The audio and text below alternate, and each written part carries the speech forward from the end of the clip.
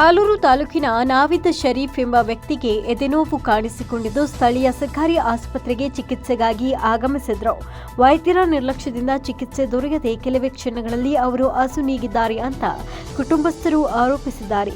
ಘಟನೆ ನಂತರ ಆಸ್ಪತ್ರೆಯ ಮುಂಭಾಗಕ್ಕೆ ನೂರಾರು ಮುಸ್ಲಿಂ ಬಾಂಧವರು ಹಾಗೂ ಸಾರ್ವಜನಿಕರು ಸೇರಿ ಎದೆನೋವಿನಿಂದ ಬಂದವರು ಸ್ಮಶಾನ ಸೇರಿದ್ಯಾಕೆ, ಸಮಯಕ್ಕೆ ಚಿಕಿತ್ಸೆ ನೀಡಿದ್ರೆ ನಾವಿದ್ ಪ್ರಾಣ ಉಳಿತಾಯಿತು, ವೈದ್ಯರ ನಿರ್ಲಕ್ಷ್ಯವೇ ಸಾವಿಗೆ ಕಾರಣ ಅಂತ ಆರೋಪಿಸಿದರು. ಆಸ್ಪತ್ರೆ ಆಡಳಿತದಿಂದ ವರದಿ ಪಡೆಯಲಾಗಿದ್ದು ಪ್ರಕರಣದ ಬಗ್ಗೆ ತನಿಖೆ ನಡೆಸಲಾಗುತ್ತಿದೆ ಅಂತ ಹೇಳಲಾಗುತ್ತಿದೆ.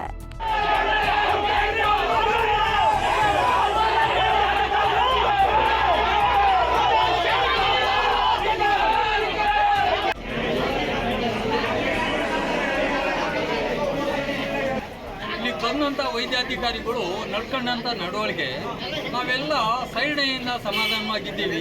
ಎಷ್ಟೇ ನೋವಾದರೂ ಇಲ್ಲಿವರೆಗೂ ಆಸ್ಪತ್ರೆ ವಿರುದ್ಧ ಯಾವುದೇ ಹೋರಾಟ ನಡೆದಿರಲಿಲ್ಲ.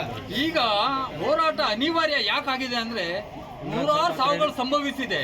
ಇವ್ರು ಮಾಡೋ ಈ ಉಪಚಾರ ಸಾಕಷ್ಟು ತೃಪ್ತಿ ಕೊಡ್ತಾ ಇಲ್ಲ. ಇನ್ನು ನಿನ್ನೆ ರಾತ್ರಿ 12 ಗಂಟೆಗೆ ಒಬ್ಬರಿಗೆ ಎದೆ ನೋವು ಅಂತ ಅಂದ್ಬಿಟ್ಟು ಬಂದರೆ ಅರ್ಧ ಗಂಟೆ ಸಮಯ ಬಾಗಿಲು ತಟ್ಟಿದ್ರೂ ಬಾಗಿಲನ್ನ ತೆರೀದೇನೇ ಇರಲಿಲ್ಲ. ಆ ಕಾರಣಕ್ಕೆ ಅವ್ರು ಏನು ಮಾಡಿದ್ದಾರೆ, ನನಗೇನೋ ಗ್ಯಾಸ್ಟ್ರಿಕ್ ಇರ್ಬೋದು ಅಂತ ಹೋಗಿ ಮನೆಗೆ ಮಲಗಿದ್ದಾರೆ. 1 ಗಂಟೆ ನಂತರ ಅವ್ರ ಪ್ರಾಣ ಹೊರಟೋಗಿದೆ. ಇವರು ಬಾಗಿಲು ತೆಗೆದು ತಕ್ಷಣ ಒಂದು ಉಪಚಾರ ಮಾಡಿ ಇವರಿಗೆ ಹಾರ್ಟಲ್ಲಿ ಪ್ರಾಬ್ಲಮ್ ಇದೆ ಅಂತ ಹೇಳಿರ್ತಿದ್ರೆ ಅವನು ಯಾವುದೋ ಒಂದು ಮೇಲಾಸ್ಪತ್ರೆಗೆ ಹೋಗಿ ಅವನು ಚಿಕಿತ್ಸೆ ಪಡೆದು ಏನೋ ಒಂದು ಆಗ್ತಿದ್ದ. ಅದು ಬೇರೆ, ದೈವಿಚ್ಛೆ ಏನಿತ್ತು ಅದಾಗಿದೆ.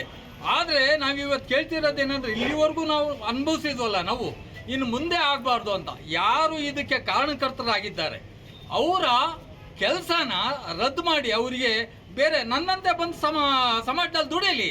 ನಾನು ಕಡಲೆಕಾಯಿ ಮಾಡ್ತೀನಿ, ನಾನು ಹಲಸಿನ ತೊಳೆ ಮಾಡ್ತೀನಿ, ಅವನು ಮಾಡಲಿ. ಅವನಿಗೆ ನೋವು ಗೊತ್ತಾಗಬೇಕು, ಬಡವನ ಪರಿಸ್ಥಿತಿ ಏನು ಅಂತ ಅವನಿಗೆ ಗೊತ್ತಾಗಬೇಕು. ಅವನ ಕೆಲಸ ತೆಗೆದುಹಾಕಬೇಕು.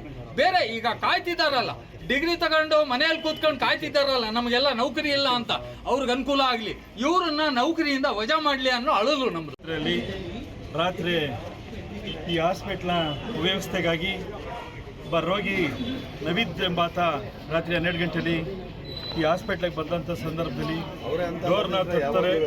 ಡೋರ್ ತಟ್ಟಂಥ ಸಂದರ್ಭದಲ್ಲಿ ಈ ಸಾರ್ವಜನಿಕ ಆಸ್ಪತ್ರೆಯಲ್ಲಿ ಏನು ರಾತ್ರಿ ನೈಟ್ ಡ್ಯೂಟಿ ಮಾಡ್ತಾ ಇರ್ತಾರೆ, ಯಾರು ಡೋರ್ ತೆಗಿಯಲ್ಲ. ಆ ಸಂದರ್ಭದಲ್ಲಿ ಆ ರೋಗಿ ಮನೆಗೆ ಹೋಗಿ ಗ್ಯಾಸ್ಟ್ರಿಕ್ ಆಗಿರ್ಬೋದು ಅನ್ನೋ ಉದ್ದೇಶಕ್ಕೆ ಗ್ಯಾಸ್ಟ್ರಿಕ್ ಮಾತ್ರೆ ತಗೊಂಡು ಬೆಳಗ್ಗೆ ಸಾವನ್ನಪ್ಪಿರ್ತಾರೆ. ಇದಕ್ಕೆ ಮೂಲ ಕಾರಣ ಆಲೂರು ತಾಲೂಕು ವೈದ್ಯಾಧಿಕಾರಿಗಳು, ರಾತ್ರಿ ಇದ್ದಂಥ ಸಿಬ್ಬಂದಿ ವರ್ಗದರು. ಏನಪ್ಪ ಇಲ್ಲಿ ಆಲೂರು ತಾಲೂಕಲ್ಲಿ ಈ ಸಮಸ್ಯೆ ಸುತ್ತಮುತ್ತ ಗ್ರಾಮೀಣ ಭಾಗ ಯಥೇಚ್ಛವಾಗಿರೋದ್ರಿಂದ ಸರಿಯಾದ ಮಾಹಿತಿ ಜನಗಳಿಗೆ ಸಿಗಲ್ಲ. ಇಲ್ಲಿ ಬಂದಂಥ ಸಂದರ್ಭದಲ್ಲಿ ಅವರಿಗೆ ಪ್ರಥಮ ಚಿಕಿತ್ಸೆ ಕೊಟ್ಟು ECG ಏನಾದರೂ ಮಾಡಿ ನಿಮಗೆ ಉನ್ನತ ಚಿಕಿತ್ಸೆ ಬೇಕು ಅಂತ ಹಾಸನಿಗೆ ಕಳಿಸಿದರೆ ಅವರು ಬಹುಶಃ ಬದುಕ್ತಾ ಇದ್ರು. ಈ ಅವೈಜ್ಞಾನಿಕವಾಗಿ ಏನು ಈ ಆಲೂರು ಸಾರ್ವಜನಿಕ ಹಾಸ್ಪಿಟ್ಲಲ್ಲಿ ವೈದ್ಯಾಧಿಕಾರಿಗಳು ನಡ್ಕೊಳ್ತಾ ಇದ್ದಾರೆ, ಇದು ಖಂಡನೀಯವಾದ್ದು. ವಿಶೇಷವಾಗಿ ನೈಟು ಒಬ್ಬರು ಸರ್ಜನ್ ಇರಬೇಕು.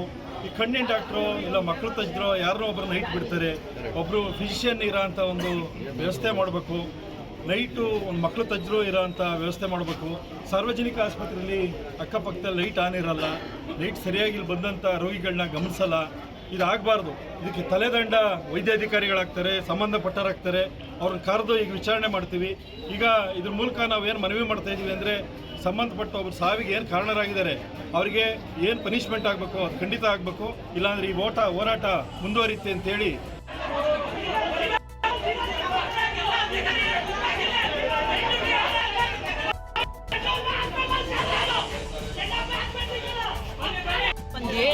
ಗೇಟ್ ತಟ್ಟಿದ್ದಾರೆ. ಸುಮಾರು ಹೊತ್ತು ತಟ್ಟುವತ್ತಿಗೆ ಅವರು ಗೇಟ್ ತಟ್ಟಿಲ್ಲ. ಎಷ್ಟು ಗಂಟೆಗೆ? 12 ಗಂಟೆಗೆ, ಹೆಚ್ಚು ಕಮ್ಮಿ 12 ಗಂಟೆ ಮೇಲೆ ಬಂದು ಗೇಟ್ ತಟ್ಟುವತ್ತಿಗೆ ಗೇಟ್ ತಟ್ಟಿಸಿಲ್ಲ ಅವರು. ಇದೆಲ್ಲ ಆಮೇಲೆ ಅವರು ಮನೆಗೆ ಹೋಗಿದ್ದಾರೆ. ಗೇಟ್ ತಟ್ಟಿಲ್ಲ ಅಂತ ಮನೆಗೆ ಹೋಗಿ ಅಲ್ಲಿ ಜಾಸ್ತಿ ಉಸಿರಾಡೋ ತೊಂದರೆ ಆಗಿ ಬಾತ್ರೂಮಲ್ಲೇ ಸಾವನ್ನಪ್ಪಿದ್ದಾರೆ. ಇದು ಹೊಣೆ ಯಾರು? ಇದು ಒಬ್ಬರಿಗಲ್ಲ, ಇನ್ನು 100 ಜನರಿಗೆ ಇದೇ ತರ ಪ್ರಾಬ್ಲಮ್ ಆಗ್ತಾ ಇದೆ. ಪೇಷಂಟ್ಗಳು ಬಂದ್ರು ಇಲ್ಲಿ ಕಾಯಬೇಕು, ಅರ್ಧ ಗಂಟೆ 1 ಗಂಟೆ ಕಾಯಬೇಕು, ಡಾಕ್ಟರ್ಗೆ 1 ಗಂಟೆ ಕಾಯಬೇಕು. ಪೇಷಂಟ್ ಸತ್ ಮೇಲೆ ನೋಡ್ತೀರಾ? ಮತ್ತೆ ಸಾರ್ವಜನಿಕ ಆಸ್ಪತ್ರೆ ಏನಕ್ಕಿರೋದು? ಜನರಿಗೆ ಅನುಕೂಲಗೋಸ್ಕರ ಇರೋದು, ಜನರಿಗೆ ಹಾಳಗೋಸ್ಕರ ಅಲ್ಲ. ನೀವೇ ತಹಸೀಲ್ದಾರ್ ಆಗಲಿ DC ಆಗಲಿ ಅವ್ರು ಬರಬೇಕು. ಇದೇ